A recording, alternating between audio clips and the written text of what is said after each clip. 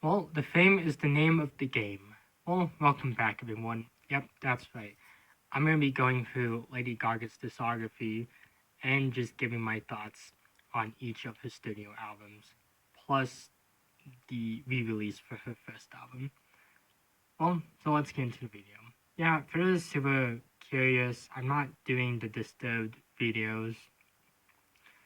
Some stuff came up, so this is going to be the replacement video for that. So let's take a look at The Fame, which was released on August 19th, 2008, and is, well, a pretty great album. Songs like Just Dance, Love Game, Starstruck, and I Like It Rough are some of the best songs on the album. Overall, there's not any bad songs on the album, and I actually like this one a lot more than I initially did all those years ago when I reviewed it back in 2020. So overall, definitely a great album and one I would very well recommend to anyone who hasn't listened to it. Next up, we'll be taking a look at the album's re-release, The Fame Monster.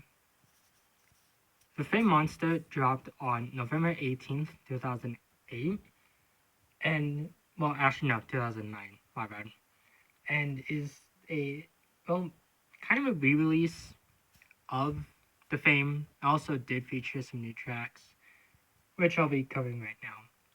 Bad Romance, Alejandro, and Dance in the Dark are probably the best songs on the album, but like the previous one, isn't really a song I hated on this one, or any that I would skip if I listened to this one again. But oh well, very good album, yeah, and tons of iconic songs on this one, which probably would make it more well known for people who are familiar with her discography. Of course, after that, we'll be taking a look at Born This Way, which was released on May 23rd, 2011. This is probably one of the best albums she's done. Songs like Man and Night, Born This Way, Judas, Americano, Bloody Mary, and Electric Chapel are some of the best songs on the album. I was initially very, when I was listening to this one for the first time in preparation for this review, but in the end, I'm definitely glad to see how well this one turned out. I was very happy with this album, and I would definitely love to listen to it over and over. Of course, half that we'll be moving on to her third album, Art Pop. Yeah, I don't think I could use the original cover for this video. I would not want this being taken out and age restricted. But of course, her third album dropped on November 6, 2013, and honestly is probably my favorite one so far. Songs like Aura, Venus, Guy, Do What You Want, and Applause were all pretty good.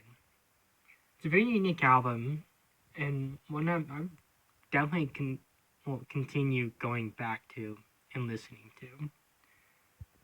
Goes for her fourth album. This one is well, even more unique one, and of course that is Cheek to Cheek. This was released on September 19th, 2014, and served as her fourth album and as the first one she did with Tony Bennett. Now, I'm just gonna say this now. I really kind of was disappointed in this one. So I'm just gonna move on to the next one. But songs like Nature Boy, Firefly, and Lush Life were pretty good. Your songs, I really just couldn't really find anything to like about them. Overall, the album's pretty decent, just not something I would look forward to. So I'll be moving on to her fifth album, Joanne. Joanne was released on October 21st, 2016, and is a very unique album. This one kind of felt a lot like a country rock album, and that's not a bad thing. Most of the songs are very likable, such as Joanne, John Wayne, Perfect Illusion, Come to Mama, Hey Girl, and Angel Down. Overall, I really enjoyed listening to this one. It was the first time I listened to this one, as the only album I've heard from her was The Fame. And this was a neat little surprise and far better than her previous one. And one I would definitely recommend to anyone who hasn't listened to it. Of course, after that we have her sixth album, Chromatica. Well, this is a very interesting album, especially the cover. This one was released on May 29th, 2020, and, well, is probably her most interesting album so far. Songs like Alice, 911, Plastic Doll, Sour Candy, and Shine From Above are some of the best songs. It also helps that Sour Candy had the K-pop artists Blackpink on that one, as their contribution to the song definitely made it far better than it originally was. If it had just been Gaga who performed on that one. Overall, I would definitely recommend this one, and definitely love to go back and listen to it. Of course, we'll be wrapping up this video with his seventh album, Love for Sale. Love for Sale was released on September 30th, 2021, and is, well, Lady Gaga's seventh album and Tony Bennett's final album, from what I read. Overall, this one is just really okay.